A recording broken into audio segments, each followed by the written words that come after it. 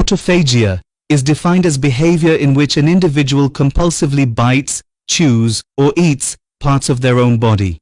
It is a rare and often disturbing condition that may occur in the context of psychiatric, neurological, or developmental disorders.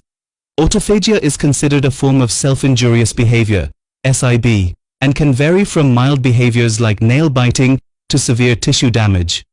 This lecture will provide an in-depth understanding of autophagia, covering its etiology, clinical features, associated disorders, diagnostic challenges, treatment approaches, and case examples.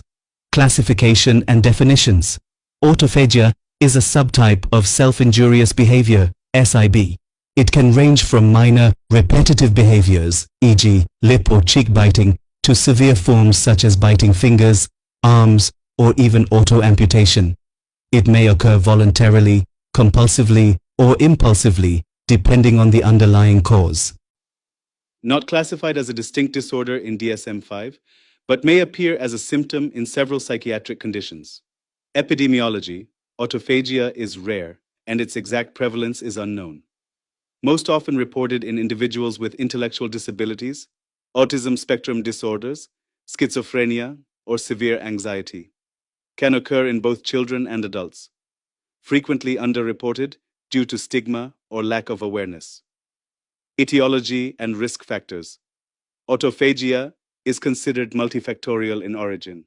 Contributing factors include psychiatric disorders, schizophrenia, OCD, borderline personality disorder, neurodevelopmental disorders, autism spectrum disorder, intellectual disability, neurological conditions, traumatic brain injury, epilepsy, neurodegenerative diseases, genetic syndromes, e.g., Lesch-Nyhan syndrome, environmental and psychosocial stressors, history of trauma or neglect, sensory-seeking behavior or response to pain anxiety.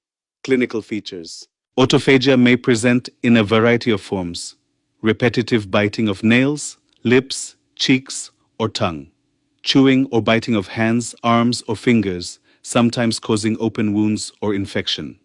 Severe forms may involve attempts at auto-amputation, presence of scars, calluses, or wounds from repeated injury. May be accompanied by other signs of self-injury, e.g., head banging, scratching. May be ritualistic, impulsive, or compulsive depending on the underlying diagnosis. Associated conditions: schizophrenia, particularly with command hallucinations, obsessive-compulsive disorder, OCD, borderline personality disorder, autism spectrum disorder, intellectual disability, post-traumatic stress disorder, PTSD, Lesch-Nyhan syndrome, major depressive disorder with psychotic features. Diagnosis and evaluation.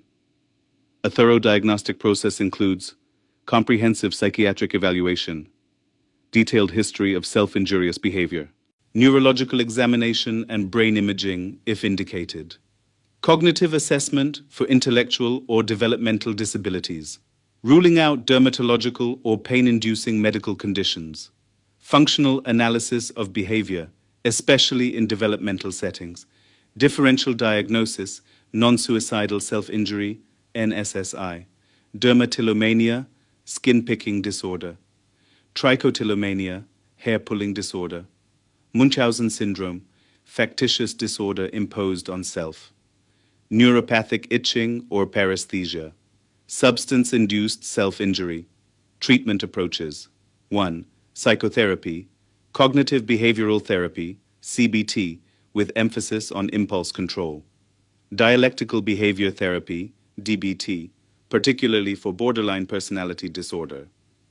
Applied behavior analysis, ABA, in patients with autism or intellectual disability. 2. Pharmacotherapy, SSRIs for co-occurring OCD, depression, or anxiety. Antipsychotics in cases involving psychosis or severe aggression. Mood stabilizers for impulsivity and emotional dysregulation. Sedative agents or beta blockers in select neurological conditions.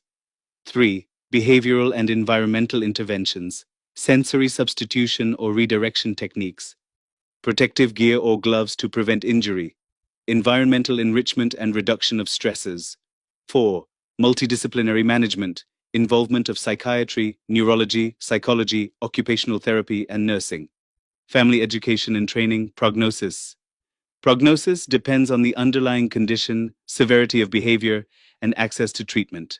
Some individuals achieve significant improvement with behavioral and pharmacological intervention. However, in cases of severe neurodevelopmental disorders, autophagia may be chronic and require long-term care and supervision. Case example. Case: a 17-year-old male with autism and moderate intellectual disability presents with recurrent biting of his hand, leading to bleeding and scarring. He is nonverbal and exhibits this behavior primarily during periods of overstimulation or anxiety.